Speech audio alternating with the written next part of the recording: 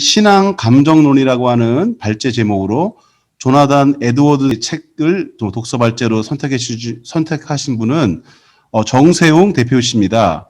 루야 스튜디오의 대표님이시고요. 현재 사단법인 한국프로사진협회 서울시 지회 강남 지부장이시고 CBMC 153 지회의 감사님이십니다. 예, 그리고 가천대학교 사진영상학과를 졸업하셨습니다. 전서 1장 8절 말씀입니다. 예수를 너희가 보지 못하였으나 사랑하는도다. 이제도 보지 못하나 믿고 말할 수 없는 영광스러운 즐거움으로 기뻐하니. 조나단 에드워즈라는 그러한 인물에 대해서 이제 우리도 한번 이렇게 들어가 봐야 이게 멋지다라고 하는 것을 알 수 있을 것 같아요. 그래서 제가 좀 자극을 주는 시간이라고 생각하면 될 것 같습니다. 그 전에 이 보이는 화면 감나무 보이시나요? 네. 감나무. 저희 시골집의 감인데요. 이렇게, 농약을 하지 않아서 이렇게 좀 보기는 안 좋잖아요. 제 질문 하나 드려보고 싶은데요. 이게 감하면 생각나는 사람 혹시 있으실까요?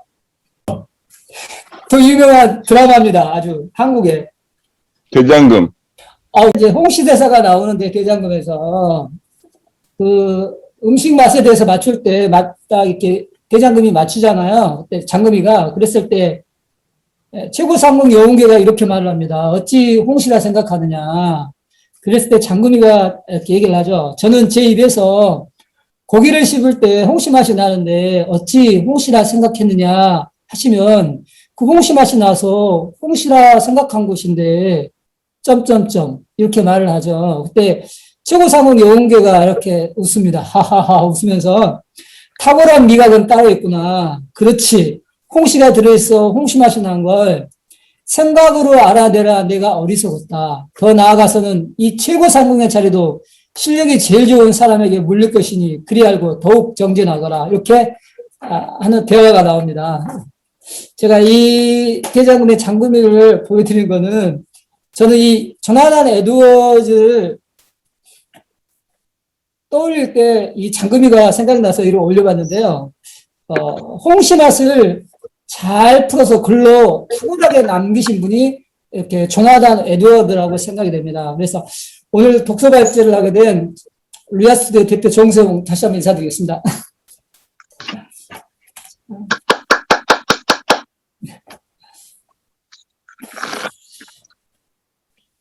신앙감정은 조나단 에드워즈인데요. 신앙생활을 어떻게 해야 하는가? 자기가 이해하고 알고 있는 방식으로 믿음의 여정길을 걷고 있는데 이제 안내자가 있고 신앙의 어른이 있어서 지도인이면 좋겠다라는 그런 생각을 하게 됩니다. 사실 뭐 교회라든가 우리 153 지에는 신앙의 어른 안내자 우리 여삼열 목사님도 계시잖아요. 자, 바로 그런 점에서 이 시대의 경건한 신앙의 어른과도 같은 책이 바로 이 책이라고 생각이 됩니다. 먼저 이제 조나단 에드워즈를 좀 살펴보면 이렇게 이분에 대해서 너무나 화려한 수려한 칭송이 너무나 많아요. 대표적인 걸로는 이제 20세기의 최고의 설교자라고 할 수 있는 마틴 로이즈스가 했던 말인 것 같은데요. 산에 뭐 에베레스트 산에 비유했다고 합니다. 자, 그만큼 좀 탁월하신 분이라고 할 수 있겠는데, 먼저는 조나단 에드워즈의 명설교 시리즈 구원과 계획사에서 나오는 책 중에 진노하시는 하나님의 손안에 있는 죄인이라는 이 책을 통해서 이렇게 좀 영향력이 많이 컸던 것 같습니다. 무너진 미국 사회를 다시 영적으로 일으켜 세우는 1720년부터 1770년까지 일어났던 미국 대각성 운동의 이제 시작이 되었던 계기가 되었던 것 같아요. 자, 그래서 이제 이 책의 구성은 1부, 2부, 3부로 이제 크게 나누어지죠. 1부에서는 감정의 본질과 신앙에 있어서 감정의 중요성과 2부에는 신앙 감정이 진정으로 은혜로운 것인지 아닌지에 대한 판단 근거 될 수 없는 표지들. 3부에서는 진정으로 은혜로운 거룩한 감정을 뚜렷이 구별해주는 표지들에 대해서 내용이 전개가 됩니다. 표지라고 하면은 좀 어려운 말 같은데요. 이렇게 특징이라고 생각하면 되겠습니다. 특징. 자, 이 가운데 이제 구체적으로 내용에 들어가 보면 일부에서는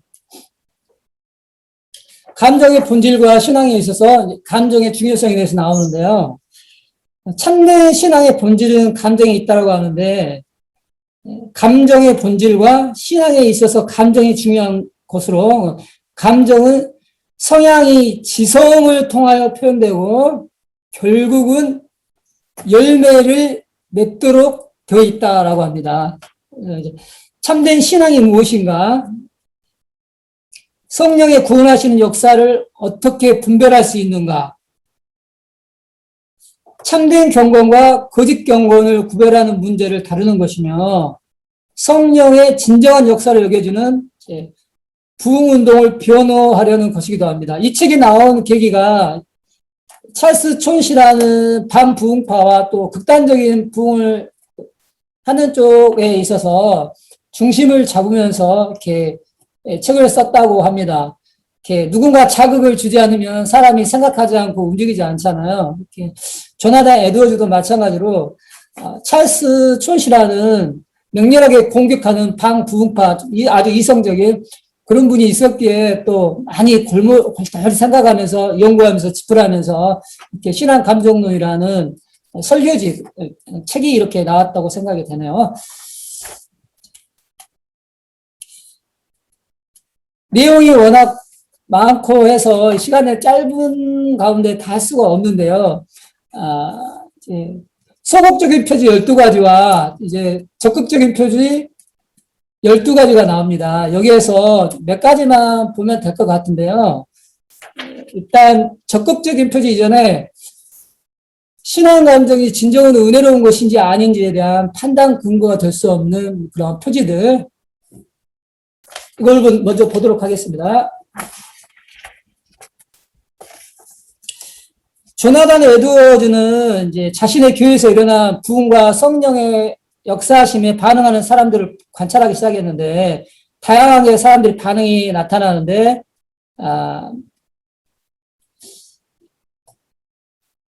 사람들의 반응이 신앙 감정이 은혜의 표지로 나타난다는 사실을 확인을 했죠. 그런데 나타나는 신앙 감정이 모두 은혜로운 것에 대한 지표가 되는 것은 아니었다. 이렇게 말을 하면서 12가지를 또 예시를 소극적인, 바람직하지 않는 표지가 될 수 없는 이 내용들을 또 전개해 나가고 있습니다. 첫째로 보면은 감정의 강도에서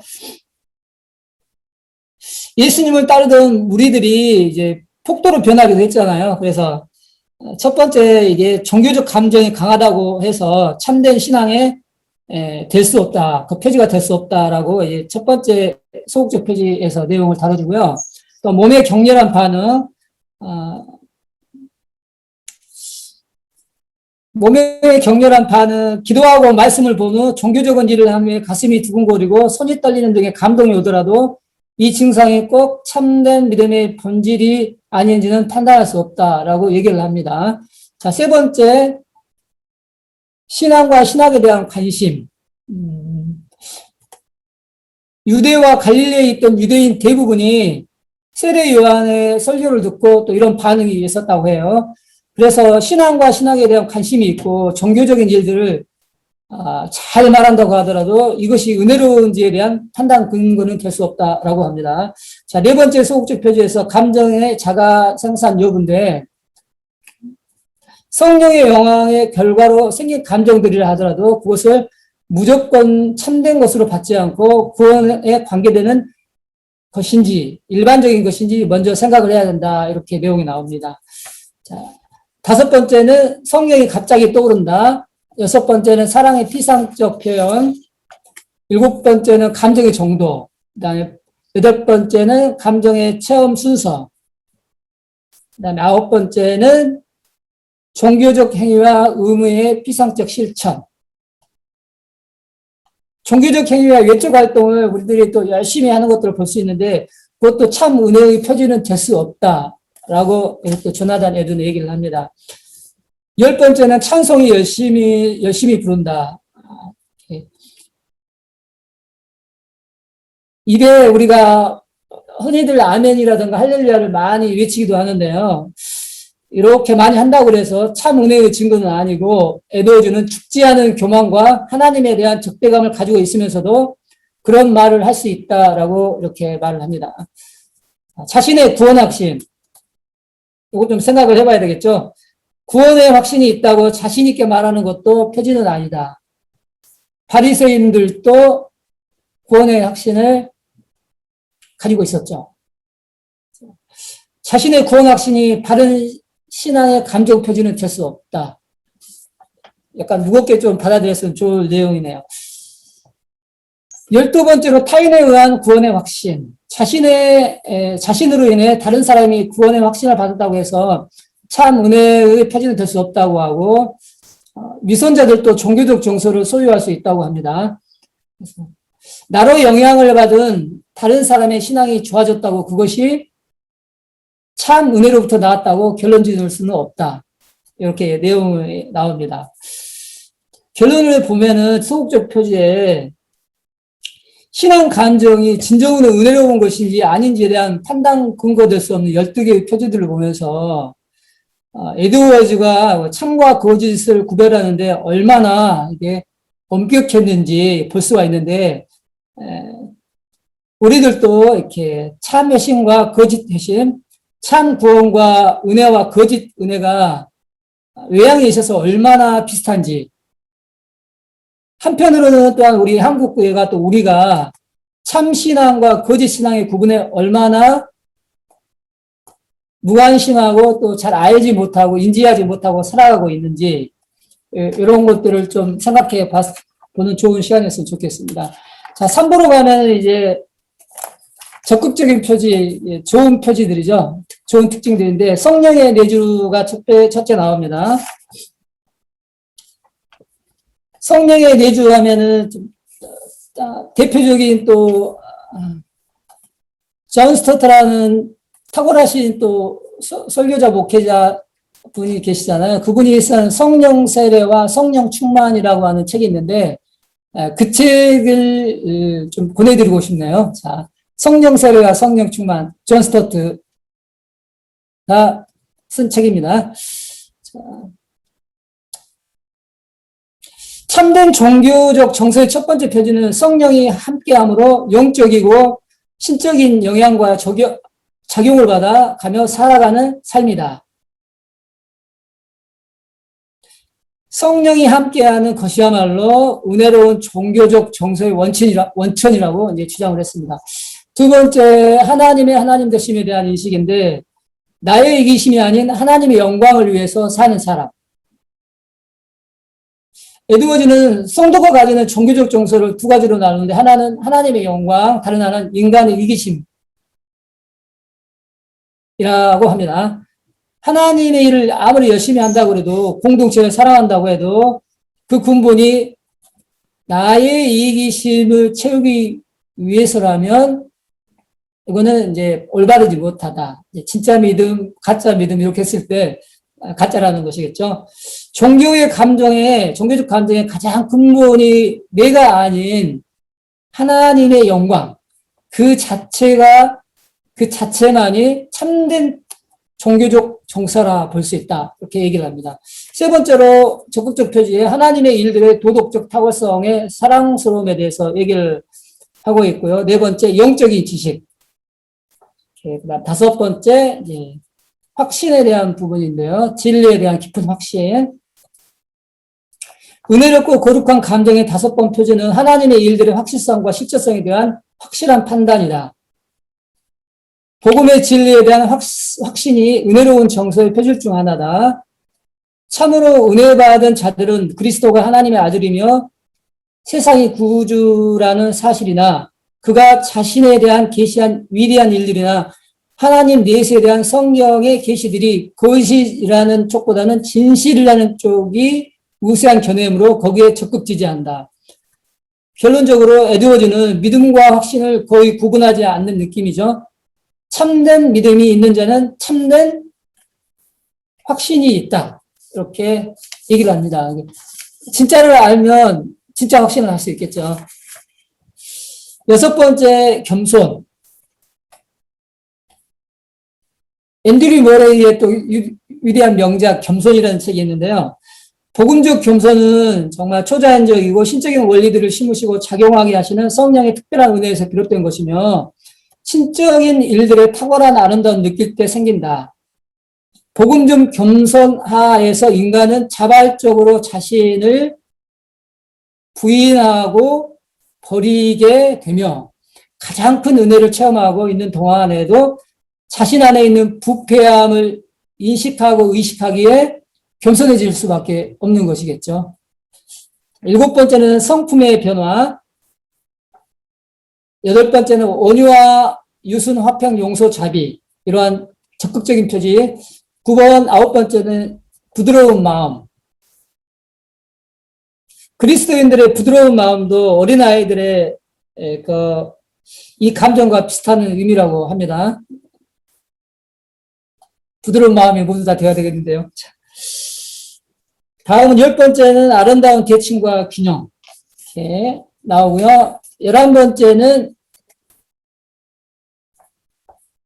하나님을 향한 갈망, 영적 욕구와 갈망인데요. 참된 종교의 정서의 11번째 표지로 에드워즈가 제시하는 것은 미래지향적인데 그것은 과거의 체험이나 현재 상태에 안주하는 것과 이제 거리가 멀죠. 은혜로운 정서는 그것이 강하면 강할수록 영적 성취에 대한 영혼의 욕구와 갈망이 증가하게 된다. 그에 반하여 거짓 정서는 스스로 현재 상태에 만족하고 머물려고 하죠. 참된 그리스도인들은 하나님에 대한 깨달음의 은혜가 클수록 묵상의 자리, 말씀의 자리, 이루삼의 이러한 C3, 포럼의 자리, 소그룹 모임과 같은 적절한 은혜의 수단과 같은 방편을 사용하기도 합니다. 하나님을 향한 갈망이 굉장히 중요한데요. 저 같은 예를 하나 좀 여기서 들어보고 싶은데, 저는 우리 교회 새가족 부서를 섬기고 있습니다. 새가족부에서 새가족 교사로 섬기고 있는데, 여기 또 우리 박종현 회장님 너무 열심히 모범적으로 신앙의 경건함으로 잘 섬겨주셔서 감사합니다. 이번에 새로운 새가족과 얘기를 하다 보니까 이분이 모태신앙이었어요. 모태신앙이었는데, 고등학교 때부터 20대, 30대까지 한 20여 년을 하나님을 떠나 있었던 것이죠.